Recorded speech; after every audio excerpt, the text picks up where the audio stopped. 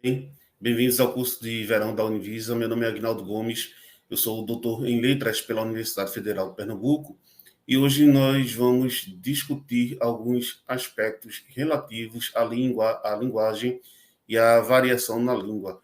Este é o nosso módulo 1. Eu deixei algum material complementar dentro da apostila para que vocês possam ter acesso e aprofundar os estudos que iremos iniciar agora. Desde que os primeiros seres humanos eles começaram a utilizar a linguagem, algumas inquietações surgiram.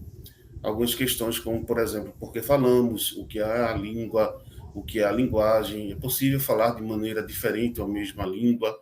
Só para citar essas, estavam na ordem do dia.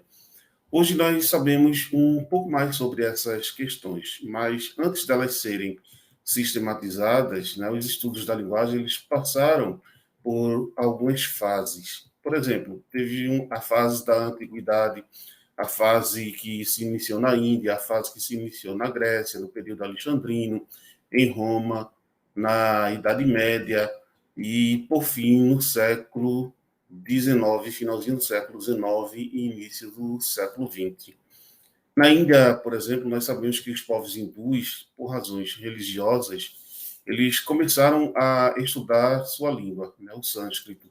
Os hindus eles tinham a preocupação de que seus textos sagrados contidos nos Vedas não fossem alterados. Mais tarde, ainda na Índia, surge um homem preocupado com a gramática. O seu nome é Panini, vocês já devem ter escutado. Panini é famoso pelas suas descrições fonéticas, né? Seus modelos são vistos e estudados até hoje.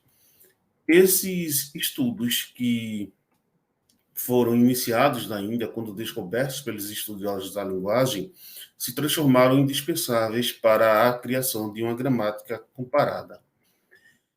Mas, antes de adentrarmos nessa história da gramática comparada, vamos recuar um pouquinho mais para a Grécia. Na Grécia, nós podemos citar os textos de Platão sobre a linguagem e seu pensamento sobre a origem das palavras. Né? É possível encontrar esses textos na obra chamada Crátilo. Né? Nesse diálogo, no Crátilo, três personagens debatiam a questão da linguagem, né? E a ideia inicial ali dentro era de que a língua espelha exatamente o mundo. Né? Hermógenes, que é um dos personagens, né, do Crátedo, dizia que a língua é arbitrária. Sócrates, né, ele tentava conciliar a visão de que a língua espelha o mundo e a língua é arbitrária.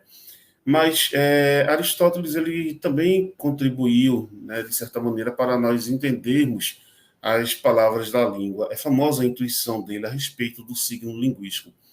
Essa história vai seguir até o século XIX, vai seguir até o século XIX, época em que os primeiros estudos, né, sobre a língua e a linguagem começa a tomar uma importância assim um pouco mais retumbante.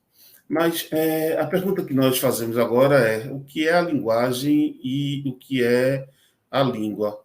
Para responder a essa questão, é preciso que tenhamos ciência de toda a história da linguística, principalmente o período marcado pelas gramáticas comparadas, o período histórico, etc. O fato é que no século XX surge um cientista que nos ajuda a entender isso melhor. Seu nome vocês já devem conhecer, é o Saussure, né? E é ele que vai sistematizar os estudos sobre a linguagem e é ele que vai nos dizer que é possível elegermos um objeto para tratarmos desse aspecto da realidade humana. Saussure vai nos dizer que a linguagem é a faculdade natural de usar uma língua. Mas o que é a língua? É o próprio Saussure que nos diz. Aqui eu trago uma citação dele para que vocês possam ver o que ele diz a respeito da língua. Para nós, ela, a língua, né, não se confunde com a linguagem. É somente uma parte determinada, essencial dela. Indubitavelmente, é ao mesmo tempo um produto social da faculdade de linguagem e um conjunto de convenções necessárias adotadas pelo corpo social para permitir o exercício dessa faculdade nos indivíduos. Então, se ele vai falar isso num livro chamado Curso de Linguística Geral, que é um curso póstumo, né, publicado pelos discípulos dele, pelos alunos dele, e o curso de Linguística Geral é considerado a obra basilar da linguística, né? Ele marcou o início da corrente linguística chamada de estruturalismo. É comum, ao estudarmos os postulados de Saussure, encontrarmos algumas dicotomias. Por exemplo, língua e fala, sincronia, diacronia, sintagma e paradigma. Rapidamente, o que eu posso dizer a respeito dessas dicotomias é que elas representam a maneira pela qual Saussure compreende o fenômeno linguístico. Por exemplo, a dicotomia língua e fala. Saussure vai pensar nessa dicotomia e vai nos dizer que a língua é depositada na mente de cada pessoa como um produto social. Essa língua ela não pode ser modificada pelo falante, pois possui uma natureza homogênea. A fala, por outro lado, é uma realização do indivíduo, um ato individual e momentâneo em que os fatores extralinguísticos se fazem sentir. Ela é de natureza heterogênea. Para Saussure, a língua e a fala são interdependentes, mas ainda assim, para efeitos de sistematização e análise, Saussure considera a língua como objeto de observação. Mas por qual motivo o Saussure exclui a fala da análise linguística? Bem, para responder a essa questão, é preciso lembrar que ele estava inserido em um contexto positivista de ciência, no qual, para que exista uma ciência, faz-se necessário que exista um único objeto de análise. Dito isso, eu vou passar para outra dicotomia de Saussure, né, que diz respeito à sincronia e à diacronia nas línguas. É sincrônico tudo aquilo, né, tudo quanto se relaciona com o aspecto estático da língua. E é diacrônico tudo que diz respeito às evoluções. Ao observar a língua, só se percebe que nela existem relações que acontecem no eixo paradigmático e no eixo sintagmático. O eixo paradigmático é o eixo onde há a seleção de elementos linguísticos e o eixo sintagmático é onde ficam os elementos que serão combinados para formar as palavras. Uma noção base do curso de Linguística Geral, além dessas dicotomias que eu estou apresentando aqui para vocês, é a noção de signo. O signo linguístico é uma entidade abstrata e psíquica, e é composto por um significado, por um significante e um significado. O significante é a imagem acústica de um signo, isto é, o som psíquico mentalizado, e não o som articulado, né, o som falado pelo aparelho fonador. E o significado, né? O que seria o significado? O significado é a imagem conceitual de um signo linguístico, isto é a imagem da coisa arquivada em nossa memória, seu todo significativo. Diante disso, é possível dizer que não só as palavras são signos, mas outras unidades da língua também são, como os morfemas, por exemplo. Então, nós já sabemos o que é a linguagem, o que é a língua, quem foi Saussure e qual a importância dele, sua teoria. Agora, eu acho que nós podemos prosseguir mais um pouco, né? Vocês lembram que na apostila tem uma parte dedicada à gramática da língua? Pois bem, a gramática que nós conhecemos hoje surgiu lá no século IV antes de Cristo, né? E foram os gregos que, nos primórdios, começaram os estudos e discussões a respeito da linguagem humana. Né? Eles iniciam esses estudos a partir da gramática. Né? Só para você ter uma ideia, foi graças a esses estudos iniciais que surgiram as análises das nomenclaturas a respeito das primeiras classes de palavras, ou mesmo os primeiros estudos sobre o discurso, com a clássica divisão do discurso em nome e verbo. Hoje, retomada, né, como sujeito e predicado. Foi na Grécia também onde surgiu o primeiro tratado gramatical, né? A obra de Dionísio de Trácia é um exemplo disso. Não é possível separar a história da linguística da história da gramática. Né? Os estudos iniciais a respeito da linguagem eram quase todos descritivos, normativos. A preocupação desses estudos iniciais era descrever a língua, e nós não podemos falar que nessa época, apesar disso, apesar de descreverem a língua, nós não podemos dizer que nesta época o que eles faziam era ciência. Não era ciência porque o método ainda não existia, o objeto não estava sendo delimitado e não estava sendo posto à prova da percepção empírica. Nós podemos dividir esses estudos, né, embora não científicos, da linguagem, se assim quisermos, em três fases. Né? Na primeira fase, nós temos os primeiros estudos sobre a gramática e seus precursores são Platão e Aristóteles. Né? Dentro dessa tradição, outros nomes aparecem também, assim com um pouco menos de importância, como, por exemplo, o Dionísio, o Donato, o Prisciano, né, em Roma, o Panini, lá na Índia, enfim.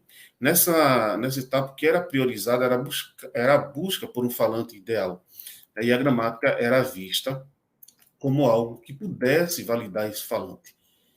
Na segunda fase dos estudos sobre a gramática, né, aparece a filologia, com sua preocupação de resgatar escritos de diferentes épocas. Era uma tentativa de reconstituição da língua em seus aspectos históricos e sociais. Nessa época surge a ideia dos grandes autores clássicos que sabiam como ninguém utilizar a língua. Né? Para descrever as regras da língua, era comum que os gramáticos buscassem no tempo histórico aspectos da comparação entre um texto clássico e outro. A terceira fase, também importante na história da linguística, foi a fase da gramática comparada, né, que vai corresponder ao século, meados do século XIX. Nesta fase, graças aos trabalhos dos neogramáticos, descobre-se que as línguas apresentam semelhanças entre si. Vejam, como vocês podem notar, não é possível falarmos em uma gramática, mas em gramáticas da língua. Eu deixei um material complementar no ambiente, lá dentro da apostila, para que vocês possam aprofundar essas questões. Mas, sabe aquela ideia inicial do Saussure de excluir a fala do campo da análise linguística que eu falei para vocês? Pois bem, na década de 60 surge nos Estados Unidos um cientista que vai se voltar para a análise da fala.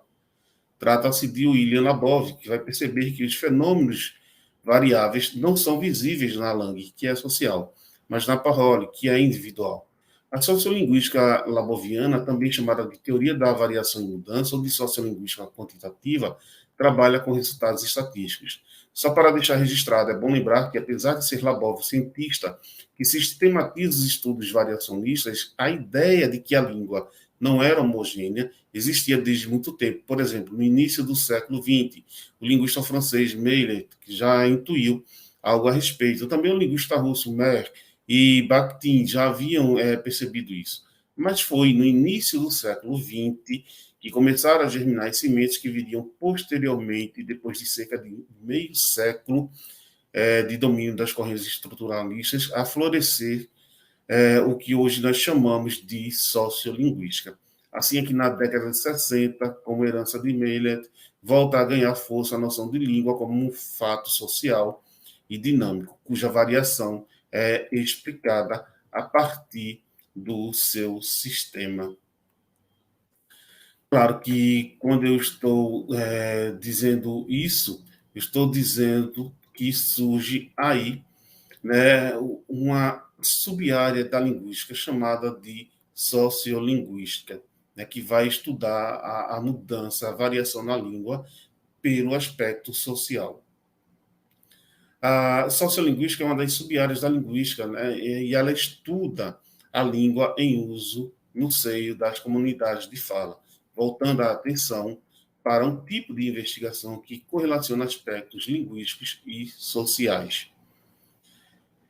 Esta ciência que se faz presente no espaço interdisciplinar, na fronteira entre a língua e a sociedade, focalizando principalmente os empregos linguísticos concretos, em especial de caráter heterogêneo, precipitua que esses empregos eles acontecem de formas variadas e possuem um caráter heterogêneo. Labov e seu grupo de pesquisa são os pioneiros nessas áreas lá nos Estados Unidos, quiçá no mundo. Labov e o seu grupo de pesquisa que sistematiza isto ao desenvolver intensivas análises contrastivas entre a variedade do inglês, que era a língua materna dos alunos de uma escola pública lá dos Estados Unidos, o chamado inglês padrão, né, com os dialetos falados por outras pessoas, por outras crianças que viviam naquela sociedade. Na década de 60, a sociolinguística ela firma suas raízes, né, principalmente priorizando as descrições da língua, né, expandindo depois para outras dimensões, mostrando o processo de mudança. O ponto fundamental na abordagem proposta por Labov, lá na sociolinguística, é a presença do componente social na análise linguística. Com efeito, a sociolinguística, né, ela vai se ocupar da relação entre língua e sociedade e do estudo da estrutura e da evolução da linguagem dentro do contexto social de cada comunidade de fala. A sociolinguística ela vai se ocupar de questões como variação e mudança linguística, bilinguismo, contato linguístico, línguas minoritárias, política linguística e planejamento linguístico, entre outras coisas. Se você vai estudar sociolinguística, tem interesse pela área, é preciso reconhecer, conhecer alguns termos técnicos. Então, nós vamos para ele. O primeiro termo que você vai se deparar ao estudar essa área é o termo variação. O que é variação? Variação é o processo pelo qual duas formas podem ocorrer no mesmo contexto linguístico, com o mesmo valor referencial ou com o mesmo valor de verdade. Por exemplo, com o mesmo significado. Dois requisitos devem ser cumpridos para que ocorra variação. As formas envolvidas precisam ser intercambiáveis no mesmo contexto e manter o mesmo significado. Um outro termo é variante e variável, né? Variante e variável corresponde a um aspecto ou categoria da língua que se encontra em variação. Variantes são formas individuais que concorrem em uma variável. Cabe à sociolinguística investigar o grau de estabilidade ou de mutabilidade da variação, diagnosticar as variáveis que têm efeito positivo ou negativo sobre a emergência dos usos linguísticos.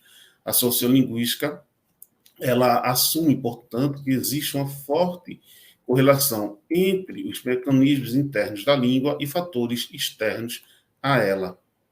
Bem, chegamos ao fim do módulo 1. Eu deixei aqui, neste ambiente, alguns textos, vídeos e podcasts para que vocês possam aprofundar essas questões que foram, assim, passadas bem rapidamente aqui para vocês. Até o módulo 2. Daqui a pouco nós nos encontramos novamente.